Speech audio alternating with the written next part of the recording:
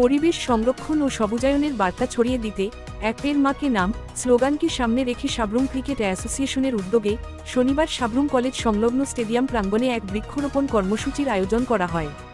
কর্মসূচিতে বিভিন্ন প্রজাতির ফলজ ও বনজ গাছ রোপণ করা হয়। অনুষ্ঠানে প্রধান অতিথি হিসেবে উপস্থিত ছিলেন দক্ষিণ ত্রিপুরা জেলা পরিষদের সভাধিপতি দীপক দত্ত। এছাড়াও উপস্থিত ছিলেন সাব্রুম মহকুমা শাসক সুমন রক্ষিত, সাব্রুম নগর পঞ্চায়েতের ভাইস চেয়ারপারসন দীপক দাস এবং সাব্রুম ক্রিকেট অ্যাসোসিয়েশনের সভাপতি দেবাশিস মজুমদার, সমাজসেবী বিপুল ভৌমিক, তাপস লোধ সহ অন্যান্য বিশিষ্ট ব্যক্তিবর্গ। অতিথিরা বৃক্ষরোপণের পাশাপাশি পরিবেশের ভারসাম্য রক্ষায় বেশি করে গাছ লাগানো ও তার পরিচর্যার ওপর গুরুত্বারোপ করেন। তারা বলেন, জলবায়ু পরিবর্তনের প্রভাব মোকাবিলায় বৃক্ষরোপণের বিকল্প নেই, তাই প্রত্যেক নাগরিককে নিজ নিজ অবস্থান থেকে সবুজায়নের উদ্যোগে এগিয়ে আসতে হবে। আয়োজকদের পক্ষ থেকে জানানো হয়, ভবিষ্যতেও পরিবেশ রক্ষায় এ ধরনের জনসচেতনতামূলক কর্মসূচি অব্যাহত থাকবে। জানি এটা ভারতবর্ষের মাননীয় প্রধানমন্ত্রী 2024 সালে এটা 5 জুন থেকে শুরু করেছিলেন। গাছ আমরা এর আগে থেকেও লাগাতাম, বৃক্ষরোপণ কর্মসূচি অনুষ্ঠিত হতো সরকারিভাবে বেসরকারিভাবে, কিন্তু আমরা দেখতাম গাছগুলো লাগাওয়ার পর যেটা আমাদের দাদা বলেছেন, যেগুলোকে পরিচর্যা করার বিষয় বা যত্ন করার বিষয়গুলো ছিল না। গাছ লাগাতাম ঠিকই, কিন্তু গাছগুলো সঠিকভাবে পরিচর্যা হতো না।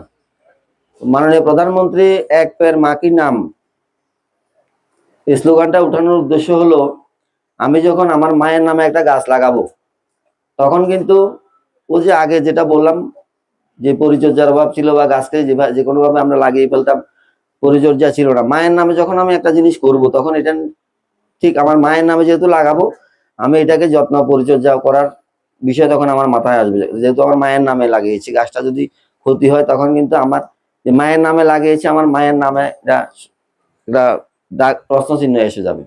এই জন্য মাননীয় প্রধানমন্ত্রী উনি বুদ্ধিমত্তার সহিত, আপনি দেখুন যে এক পের মা কি নাম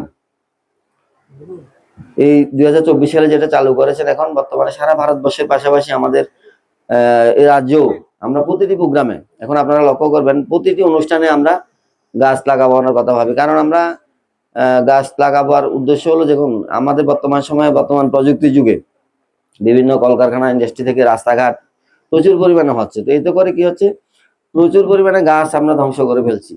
তা আমরা ওই যেভাবে গাছ ধ্বংস হচ্ছে ওইভাবে কিন্তু আমরা নতুনভাবে গাছ লাগাতে পারছি না। তো এই জন্য আমরা আমাদের কেন্দ্রীয় সরকার, রাজ্য সরকার সিদ্ধান্ত নিয়েছে, আমরা যে কোনো সরকারি অনুষ্ঠানে আমরা প্রথমেই যেই অনুষ্ঠানে হোক না কেন, আমরা প্রথমেই এক পের মা কি নাম আমরা বৃক্ষরোপণ করব।